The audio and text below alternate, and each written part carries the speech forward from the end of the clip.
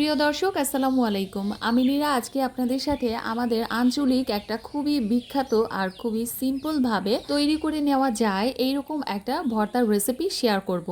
আমরা সবাই কিন্তু কম বেশি ভর্তা পাগল, আর সেই ভর্তা যদি শাক পাতা দিয়ে হয় আর একটু ডিফারেন্টভাবে, আমি জানি না কে কে এই ভর্তাটা ট্রাই করেছেন। যারা খেয়েছেন তারা তো জানেন, কিন্তু যারা এখনও ট্রাই করেননি তাদের জন্য ডেফিনেটলি এই ভর্তাটা কিন্তু একটা দারুণ মজার ভর্তার রেসিপি হতে যাচ্ছে।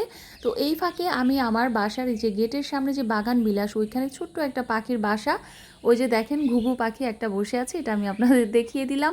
বিষয়টা এত ভালো লেগেছে আমার। ঘুঘু পাখির ছানাটা চুপ করে বসেছিল, আর আমি যে তাকে ভিডিও করছিলাম সে কিন্তু একটুও নড়ে নাই।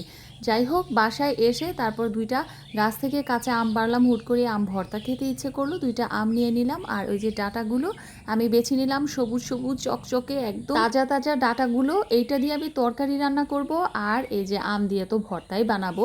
আর ওই যে ডাটার শাকগুলো যেগুলো, সেই ডাটার শাক দিয়েই কিন্তু আমি আজকে আপনাদের ভর্তার রেসিপিটা শেয়ার করব।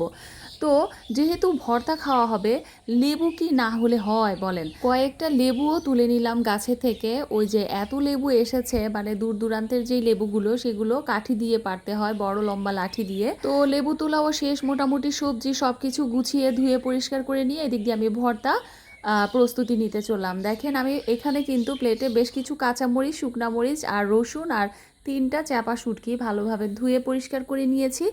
আর এদিক দিয়ে শাকগুলোও কিন্তু আমি ধুয়ে নিয়েছি। এখন একটা পাতিলে শাকের মধ্যে আমি সবগুলো উপকরণ দিয়ে দিব, যেমন কাঁচামরিচ, শুকনা মরিচ, শুটকি, তারপর রসুন। রসুনকেও আমি এখানে একটু বেশি ব্যবহার করেছি, ভর্তায় কিন্তু রসুন বেশি হলে সেন্ট ভালো আসে। আর পরিমাণ মতো লবণ, ঝালের পরিমাণটাও আপনারা বুঝে দিবেন, তবে অবশ্যই চেষ্টা করতে হবে কাঁচামরিচ আর শুকনা মরিচ পরিমাণ মতো দিয়ে নেওয়া। শুকনো মরিচটা দিলেও ভালো সেন্ট আসে।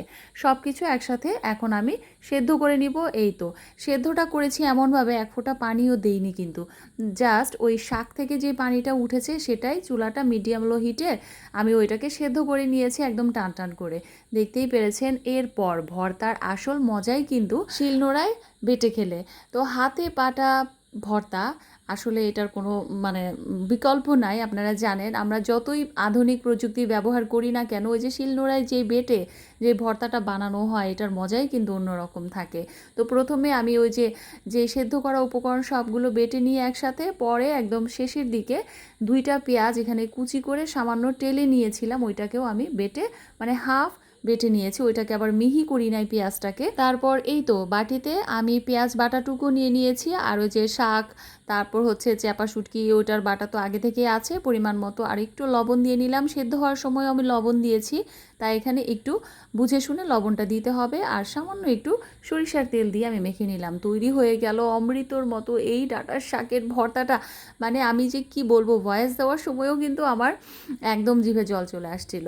এটা দিয়ে গরম গরম ভাত খেলে যে কি মজা লাগবে। আর ওই যে ডাঁটাগুলো ছিল, এটা দিয়ে আমি মাছ দিয়ে আলু দিয়ে রান্না করে নিয়েছি। আপনারা একবার হলে ওই ভর্তাটা ট্রাই করে দেখবেন। আজকের রেসিপিটা এই পর্যন্তই। আল্লাহ হাফিজ।